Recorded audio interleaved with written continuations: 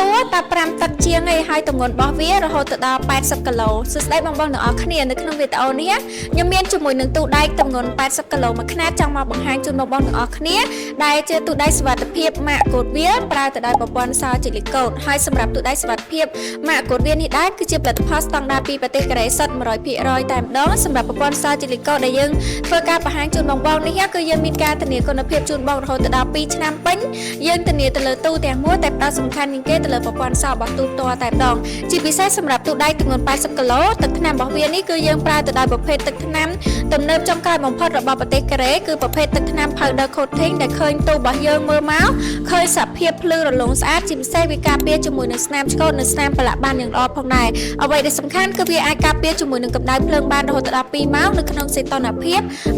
1037អង្សាសេហើយសម្រាប់ទូដែកខ្នាត80គីឡូនេះកម្ពស់របស់វាគឺ5ទឹក15ទទឹងរបស់វានេះ4ទឹក20ជំរឿទៅខាងក្រោយគឺ4ទឹក8ដែលទូ80គីឡូនេះដែរបងយកទៅបងអាចដាក់ជាមួយនឹងឯកសារ A4 បានអញ្ចឹងយើងមកមើលជាមួយនឹងខាងក្នុងទាំងអស់គ្នាមួយទៀតតើតើនឹងលេខកូដសម្ងាត់របស់វាវិញគឺបងអាចធ្វើការផ្លាស់ប្ដូរទៅតាមការឆ្លាញ់និងការចង់បានរបស់បងបានអត់មានដែនកំណត់ទេដើម្បីបើកទ្វារទូមើលខាងក្នុងបានជំហានដំបូងយើងធ្វើការចុចលេខកូដសិនសម្រាប់លេខកូដក្រុមហ៊ុនគឺ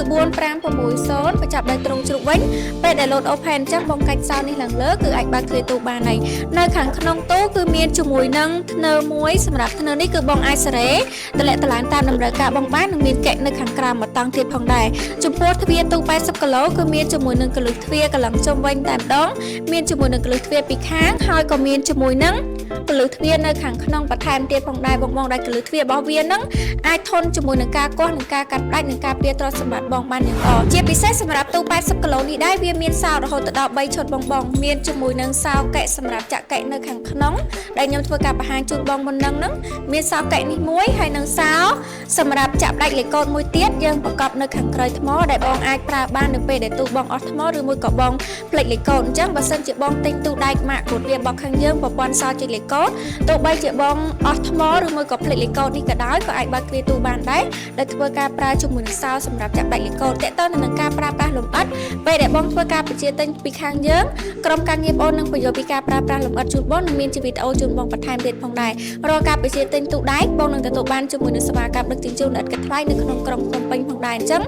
សម្រាប់បងដែលគាត់ស្រឡាញ់ជាមួយនឹងទូដែកសុវត្ថិភាពម៉ាកកូដវាប្រព័ន្ធសោជិះលេខកូដអាចធ្វើការទំនាក់ទំនងមកពួកយើងបានតាមរយៈលេខទូរស័ព្ទឆាតចុះ Page ឬតាម Telegram ក៏បានដែរយើងមានជាមួយនឹងតម្លៃពិសេសជូនបងទាំងអស់គ្នាសម្រាប់វីដេអូនេះគឺមានតែប៉ុណ្្នឹងទេអរគុណ